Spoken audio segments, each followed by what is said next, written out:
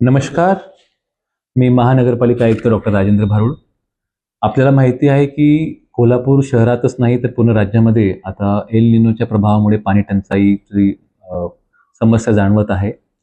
आपल्याकडे कोल्हापूर शहरामध्ये जर बोलायचं म्हटलं तर आपल्याकडे काळंबवाडी या धरणामधून आपण थेट पाईपलाईन योजनेच्या मार्फत जवळपास 178 MLD एवढं पाणी आपल्या शहराला येत होतं.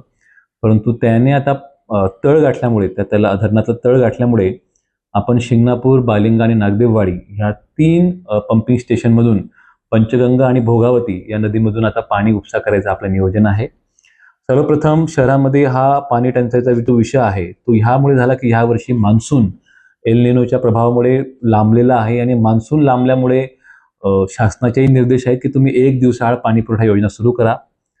आता आज सर्वसाधारण सभेमध्येही चर्चा झाली आणि आम्ही प्रशासनाच्या वतीने सर्व नागरिकांना पहिले आवाहन करू इच्छितो की कृपया पाणी जपा. पाणी ह्या वर्षी पूर्ण सीझनमध्ये सुद्धा पाऊस खूप कमी पडणार आहे. त्यामुळे फक्त आताच नाही तर पूर्ण वर्षभर आपल्याला काटकसरीचं नियोजन करायचं आहे. दुसरी गोष्ट, आजच्या घडीला आपल्याकडे 10 टँकर सुरू केले होते महानगरपालिकेने. ते आता आम्ही 25 ते 30 टँकर्स करायचं नियोजन आम्ही करत आहोत. प्रत्येक प्रभाग क्षेत्रानं आहे हे टँकर्स आमचं नियोजन राहील. आणि त्यासोबत आपली जी पंचगंगा नदीची जी पाण्याची जी पातळी होती साधारणतः त्या पातळीपर्यंत आज संध्याकाळपर्यंत ती पातळी होईल, जेणेकरून आपले हे जे तिघही पंपिंग स्टेशन आहेत शिंगणापूर, बालिंगा आणि नागदेववाडी हे तिघही सुरू होऊन जवळपास 110 MLD पाण्याचं पंपिंग आज संध्याकाळपासून सुरू होईल. आणि उद्या माझी अपेक्षा आहे की आपल्या शहरातले जसं आपण एक दिवस अर्धा भाग असं आपण नियोजन केलेलं आहे आणि त्याचं जाहीर प्रकरण सुद्धा आम्ही पेपराच्या माध्यमातून केलेलं आहे. तसं नियोजन सुरू होईल. त्यासोबत काही आपल्या ज्या खाजगी विहिरी आहेत, काही हँडपंप्स आहेत, बोर आहेत, त्याचं अधिग्रहण करायचं आम्ही आता ऑर्डर काढत आहोत. टँकर्स आम्ही वाढवत आहोत.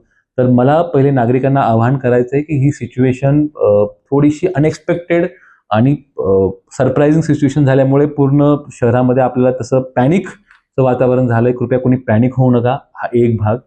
दुसरा भाग, आम्ही महानगरपालिकेच्या वतीने हे जे तिघही पंपिंग स्टेशन जे आपण स्टँड बाय आपण म्हणतो की जर काळंबवाडी धरणातून बंद पडला तर हे तिघही पंपिंग स्टेशन प्लस कळंबा तलाव चालू आहे. परंतु हे तिघही पंपिंग स्टेशन आपण तत्काळ सुरू करून घेत आहोत. मी स्वतः काल राजारामपुरी बंधाऱ्यात जाऊन जे बर्गे आपले खराब झाले होते ते रिप्लेसमेंट करून घेतलेले आहेत. त्याच्यामुळे आता आपली पाण्याची पातळी सुरू होऊन सर्व पंपिंग स्टेशन आपल्या सुव्यवस्थितमध्ये आहेत.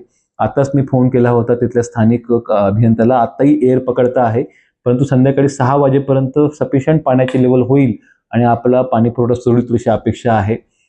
माझी विनंती एवढीच आहे नागरिकांना की कृपया आता अत्यावश्यक बाबी सोडून गाडी धुणे किंवा काही जनावरं धुणे किंवा आपल्या बाहेरच्या काही अनावश्यक बाबींना पाण्याचा वापर टाळावा. हा एक भाग. दुसरा भाग, अत्यावश्यक गोष्टींवरतीच पाणी पुढे 2 महिने तरी ऑगस्टपर्यंत तरी आपल्याला ह्याचं नियोजन करायचं आहे आणि तशा सूचनाही राज्य शासनाच्या आलेल्या आहेत. कृपया महापालिका प्रशासनाला आपण सहकार्य करावं ही मी आपल्याला विनंती करतो. धन्यवाद.